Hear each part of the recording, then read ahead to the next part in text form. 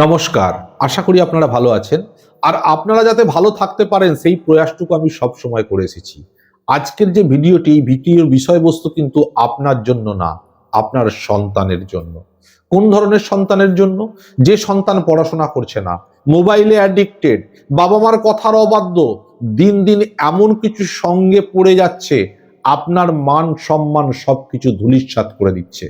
আমি দুটি উপায়ের কথা বলবো এবং দুটি উপায়ের কিন্তু স্টেজ আছে। কোন স্টেজ, কিভাবে করবেন সবকিছু আপনারা বুঝতে পারবেন। ভিডিওটি শেষ পর্যন্ত দেখুন। তবে একটা কথা আপনাদেরকে বলবো, যারা এই মুহূর্তে চ্যানেলে নতুন এসে পড়েছেন, পারলে চ্যানেলটিকে সাবস্ক্রাইব করে রাখবেন।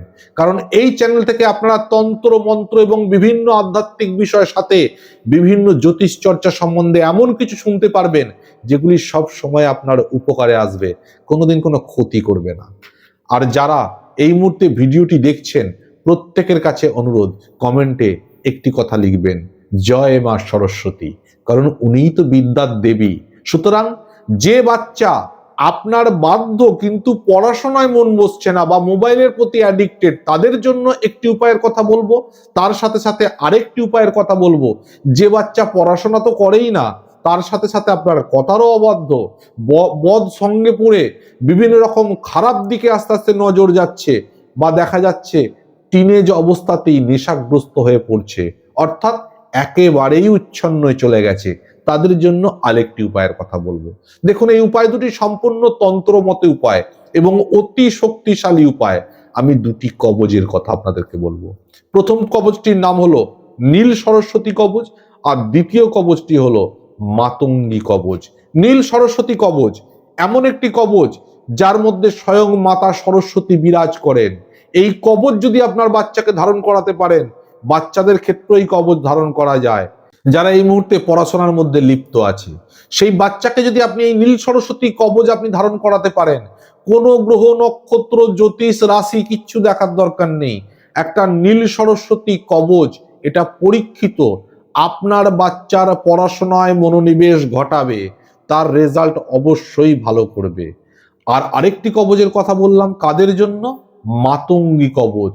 যে সন্তান ধরুন টিনেজের মধ্যে প্রবেশ করেছে, মোবাইলের প্রতি অ্যাডিক্টেড এবং আস্তে আস্তে প্রেম সম্পর্কের দিকে মনে হচ্ছে যেন এগিয়ে যাচ্ছে, বা কোনো রকম নেশাগ্রস্ত দ্রব্যের প্রতি আকৃষ্ট হচ্ছে, বদ সঙ্গে পড়ে গেছে, আপনার কোনো কথা শুনতে চাইছে না, দিন দিন আপনার কন্ট্রোলের বাইরে চলে যাচ্ছে, তাদের জন্য বলবো এই মাতা সরস্বতীরই উগ্র রূপ মাতঙ্গী দেবী, এই মাতঙ্গী কবচ আপনারা ধারণ করুন।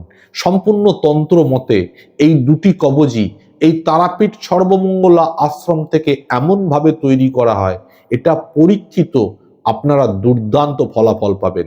তবে এক্ষেত্রে একটা কথা আপনাদেরকে বলবো, এই সর্বমঙ্গলা আশ্রম থেকে যে সমস্ত কবচ বানানো হয়, কোনোটাই আপনি রেডিমেড যেমন পাবেন না, কোনোটাই এক সপ্তাহের মধ্যেও পাবেন না।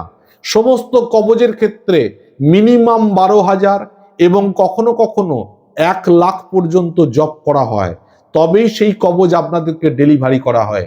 যার জন্যই অন্তত 20 দিন থেকে 1 মাস পর্যন্ত সময় লাগে এই কবচ তৈরি করতে। তারপরেই কিন্তু সঠিকভাবে শক্তিশালী কবচ তৈরি হয়। তাতে আপনি নীল সরস্বতী কবচই নিন আর মাতঙ্গী কবচই নিন, সবটাই আমরা সঠিকভাবে বানাই এবং তারাপীঠ মহাশ্মশানে কোনো একটি অমাবস্যায় হোম যজ্ঞ দ্বারা প্রাণ প্রতিষ্ঠা করে তারপর আপনাদের বাড়ি পর্যন্ত ডেলিভারি করে দেওয়া হয়।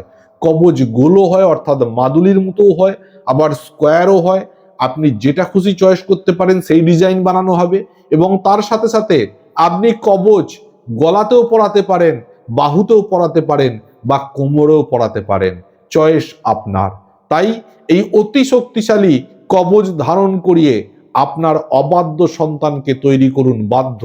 পড়াশোনায় মন বসছে না যে সন্তানের, সেই সন্তানের ভালো ফল পাওয়ার জন্য ব্যবহার করুন নীল সরস্বতী কবচ।